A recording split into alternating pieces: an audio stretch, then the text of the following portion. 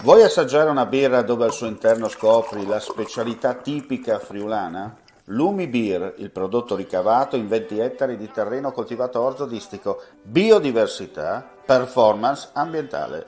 Lumi Beer nelle sue 5 versioni disponibili, 4 per consumo veloce e dissetante e la versione Magnum per intenditori. Lumi Beer si abbina a qualsiasi palato. Lumi Beer è un prodotto esclusivo Azienda Agricola Pancera, il buon seme, i buoni frutti.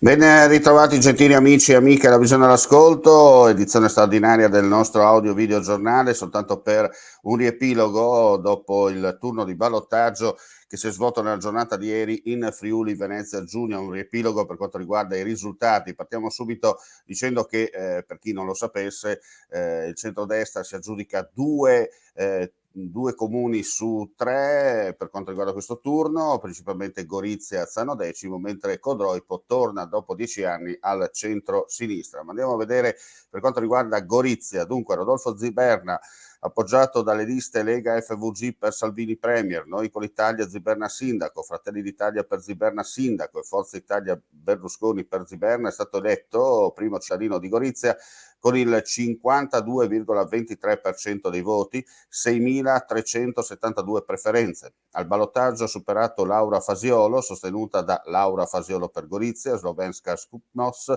Gorizia è tua, Movimento 5 Stelle, Partito Democratico, Noi Mi No Altri Go, che ha ricevuto 5.827 voti, pari al 47,77%.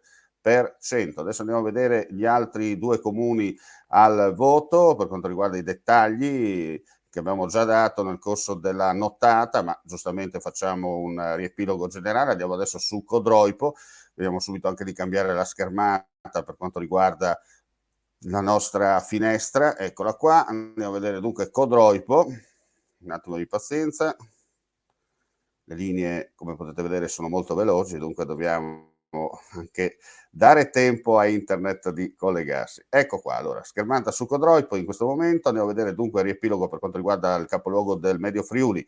Guido Nardini, appoggiato dalle liste Partito Democratico e Polo Civico, è stato eletto sindaco con il 59,61% dei voti, pari a 3.621 preferenze. Al ballottaggio, superato Gianluca Mauro, sostenuto dalle liste Fratelli d'Italia, Lega per Salvini Premier e Codroipo al centro, con il 40,39%, pari a 2.453 voti.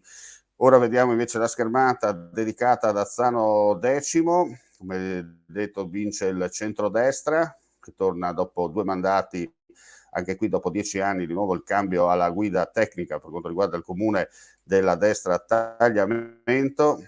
La schermata sta per arrivare, un attimo di pazienza. Adesso abbiamo i dati del primo turno, adesso vediamo il ballottaggio, così puntiamo la schermata anche per i nostri amici da casa.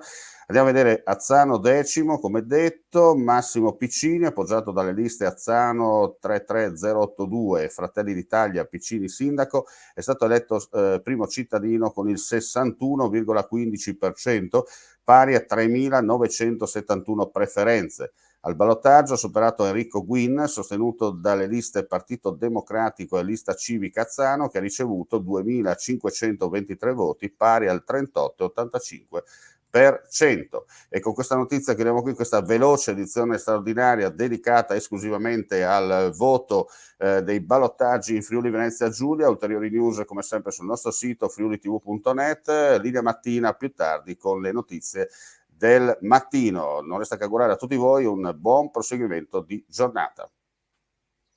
Dal 2 al 3 luglio 2022 a Forni di Sopra si terrà Profumo di Resina, un simposio con i rinomati scultori che plasmeranno i tronchi dei larici che sono stati abbattuti dalla tempesta Vaia, rappresentando con la loro maestria e creatività l'immagine di Forni di Sopra, terra di scalpellini e collocata ai piedi delle Dolomiti friulane.